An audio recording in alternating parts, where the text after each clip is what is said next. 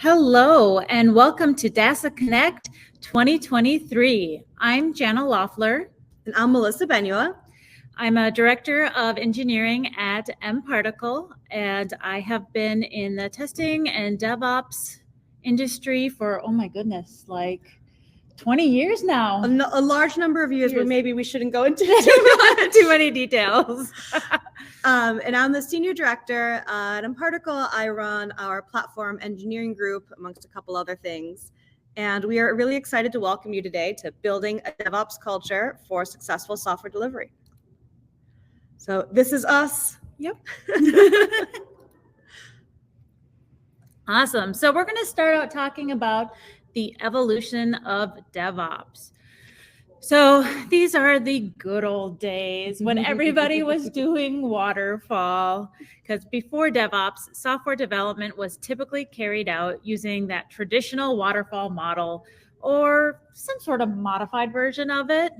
Throw it over the wall. Yeah. So for some of you who aren't familiar with waterfall because you've only known Agile, the waterfall model is a linear and sequential approach to software development, where each phase of the development process, so when you gather your requirements, then you go into design, development, testing, and maintenance, it just kind of flows all the way down. So it's completed before moving, one phase is completed before moving on to the next.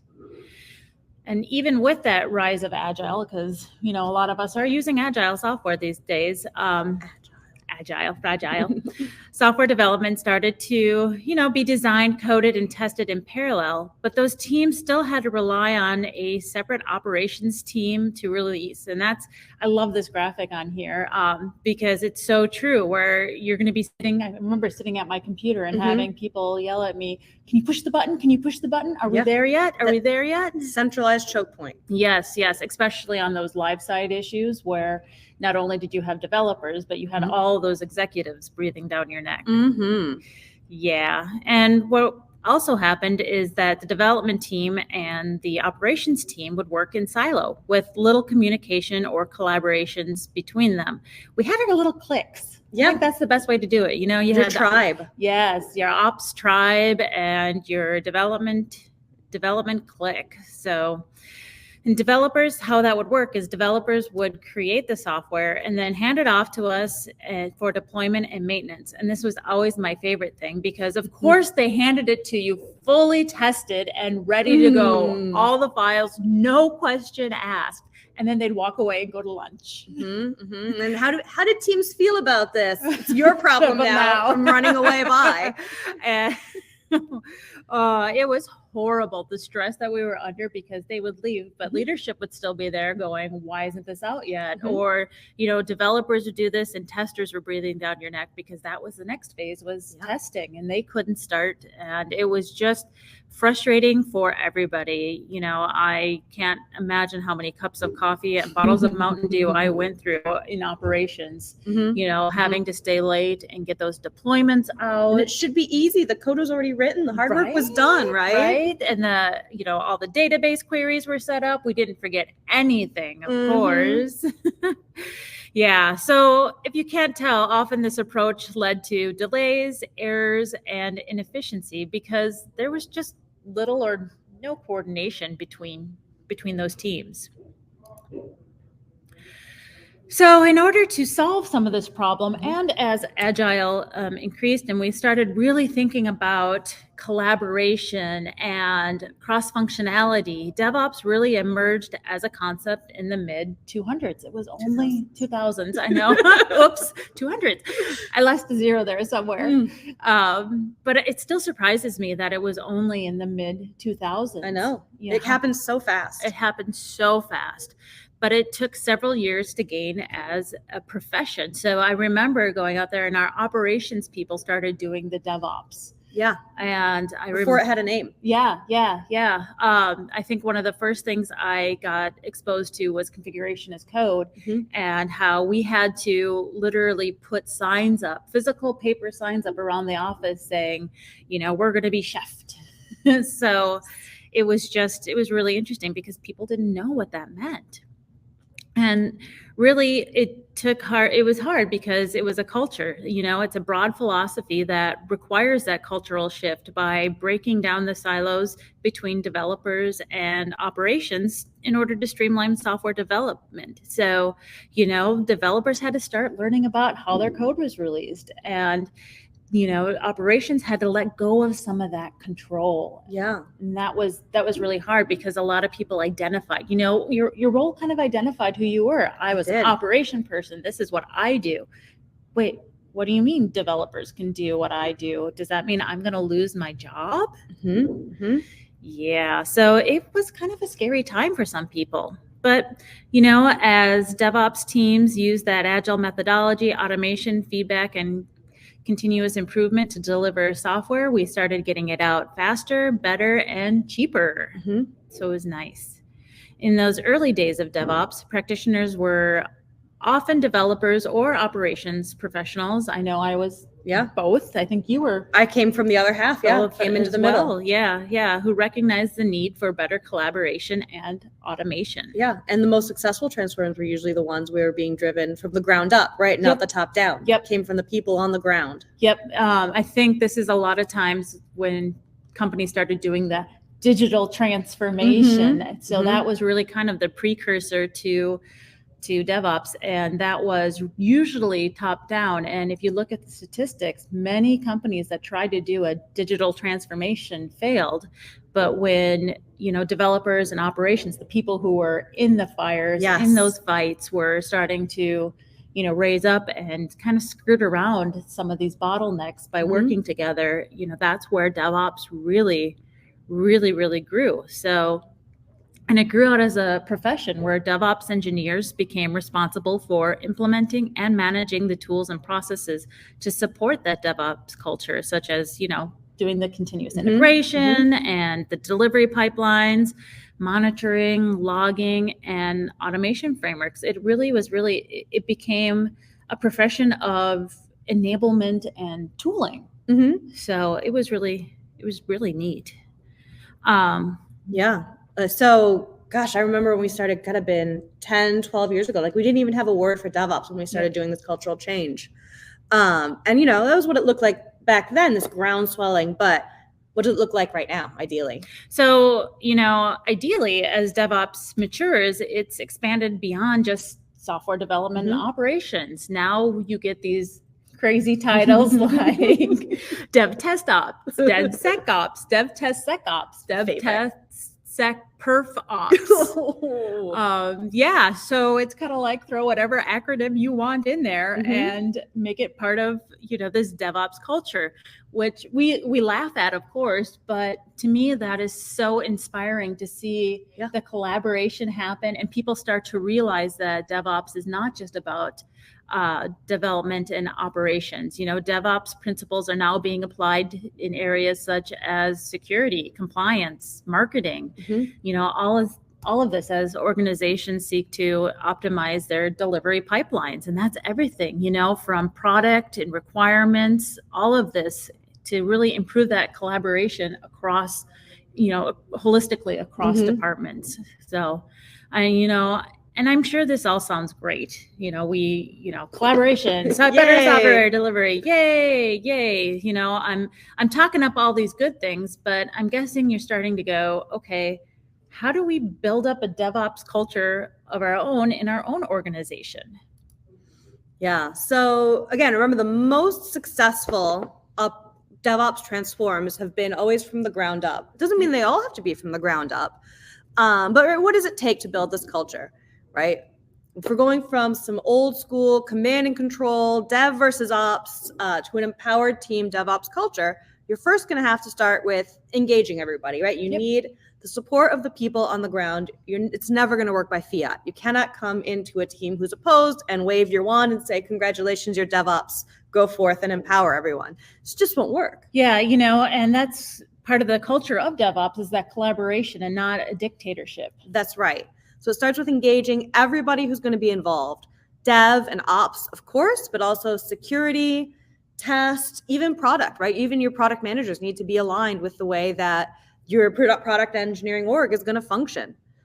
Every single stakeholder has to be engaged to ensure that you understand their needs, their wants, their concerns, right? The things they're worried about.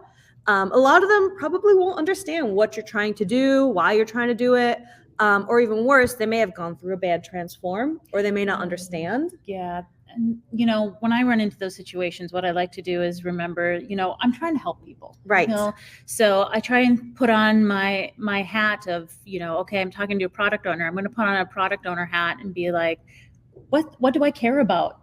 I love asking people, what keeps you up at night? Yes, that's a great one. So yeah, but people may have the wrong idea of what you're trying to do and what you're trying to accomplish or what's going to happen. So very first, right, engage them, make sure you're going to meet their needs and reassure them that you're spending valuable time that could be using to ship products, you know, the traditional way. So they need to understand that what you're going to do is going to earn them time back, right? And it's going to be worth their time and energy to learn this new way of operating. So great. Yep. You've got their attention, you've engaged them. The next part is you need to start training them on what the future is going to look like, so that you can begin to enable them to manage their new scope of operations. I know when I first started getting into DevOps, I used to joke because I'm like, you know, people were telling me they want CI/CD and they want these build pipelines. And I was like, well, I can spell DevOps. Yeah. So when you start, it's going to be messy. And depending on your systems and your teams, it might be really messy. I like to say that every team makes exactly one bad mistake in production as a part of their transform. Yes. But most teams only make one. So if we assume that every team is probably going to make one mistake, what enabling looks like is, yeah, of course, giving people the ability to do things, but building guardrails around what is bad thing is going to happen. Yeah. Yeah. So this is a part of your automation process. All DevOps pipelines, all DevOps processes, all DevOps transforms require automation because that's how you make things safe and repeatable. And that's why I think, you know, test automation is such a huge part of this because you need those gates, you know, and that's where that collaboration comes in, those security gates, those quality gates, everything in there. We're not saying, you know, you should enable your developers to just willy-nilly release code into production. Right. Exactly. You're going to need your automation process. So it's going to how you're going to codify what the people can and can't do, right? To thread the needle of the things that developers are going to need to do versus what your system is going to need to do to protect your customers, right? So for example, logs. Developers need logs to debug things that are happening in production, of course, right? And we want to enable them to do what they need to do to manage their own business in production instead of throwing it over the wall to operations and having operations do it. Cry. But your customers also probably have needs. Like, for example, they don't want all of their PII sitting around on a log that any old developer can access. What? Because developers are the most trustworthy people. Yeah. So, right, you've got a set of competing needs. So your automation strategy here can help you manage those needs, right? So maybe your automation is all of our sensitive logs go somewhere else and different people have those access restrictions on it. And the logs developers need go to a different place so that they can do what they want. They can have access, but they can't just go and be like, haha, I'm going to look at my customers now. I wonder how much I could make selling this information. Right. So it's all going to be, all your automation is going to be about matching up needs to wants and making sure that you've enabled the needs as safely and securely as possible as a part of putting those guardrails up so that when you're ready, right, you've got your automation in place, you've done your training, everybody is really excited. You can finally reap the benefit of your empowered development teams, right? You can empower them to manage their own lives. Your teams can ship their changes without waiting on someone else. They can debug their code in production without opening any tickets.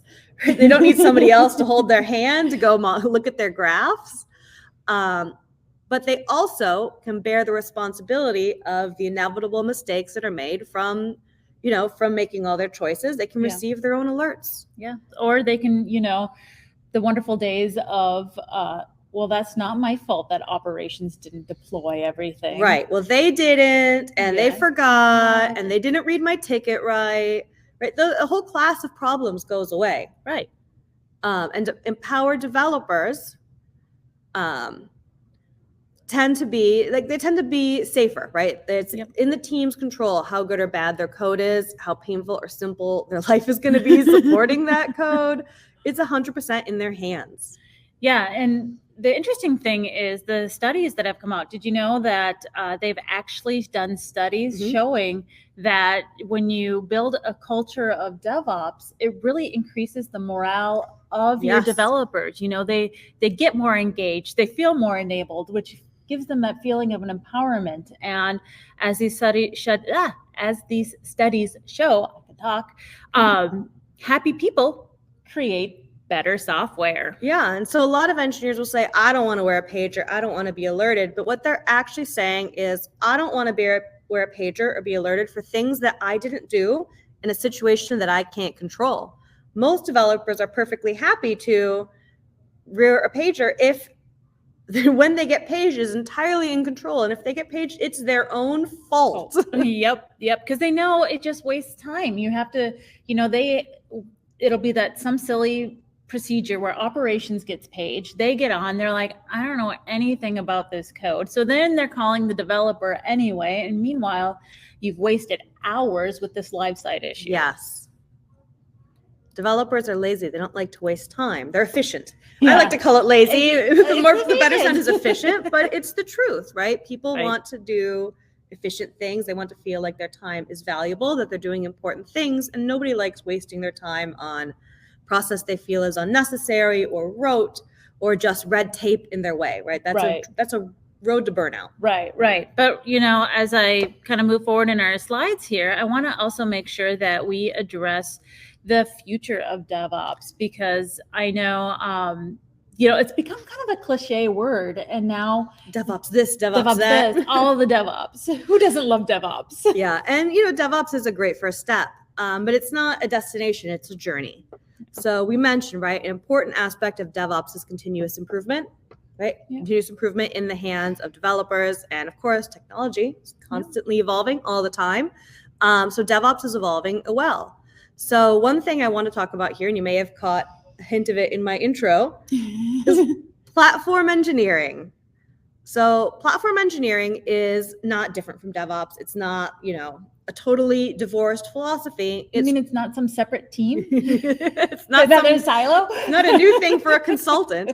But platform engineering is a specific implementation tactic you can use when you build your DevOps teams, and it is especially effective for doing DevOps transforms, because you can support your individual product teams by creating and maintaining a specific platform that abstracts away a lot of the complexity and challenges of software delivery, so that you don't have to have a pipeline expert and a monitoring expert and an authentication expert sitting on every single product team and reinventing the wheel over and over again. My favorite is when you have teams, you're in a large company and you have a variety of development teams who maybe are at different steps of their stages of their DevOps journey. And so one team is running Perforce with Jenkins, another team is running all Atlassian tools, another team is running everything out of GitHub. And that's a natural extension of DevOps. If you empower every team to the nth degree, you're going to get 18 different platforms of the ways to deploy,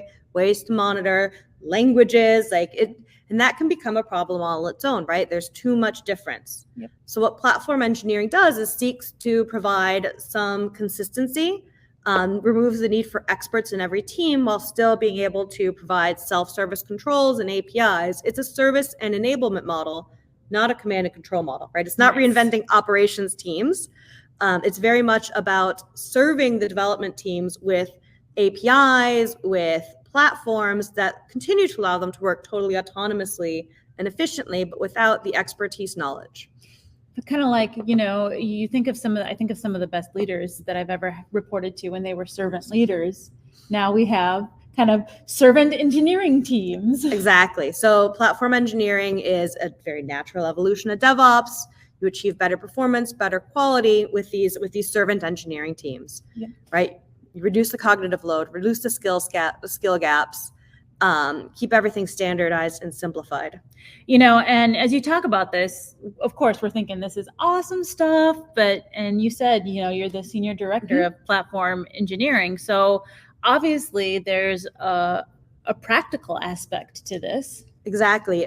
So a big problem with trying to drive a culture of DevOps is trying to get all of those skills and graft them onto your existing teams. So by having a centralized team that can provide the tools and the training and the central source of the culture, like we've built, you can start exposing your teams to new ideas and start giving them control, especially if they're not used to control, in a very metered way. And you're providing naturally those guardrails, right? With my platform engineering team, I can enforce, here's the guardrails of what you're allowed to do and what you're not. Here is the power I'm giving you slowly over time as you gain expertise. And it goes from in the beginning, right? It's a little scary to the teams. As soon as they start getting these bits and pieces that are in a controlled manner, they get hungry for it. Before you know it, you've got teams begging you for more. I want to deploy this. Can you add this feature? Just like any other engineering team would do. We're providing features to serve our customers. Yeah, and we talked about, starting this up from the bottom up and how usually that's the most successful. But Melissa, how did you really because you were at mParticle before I was, how did you convince leadership that this was the right way to go?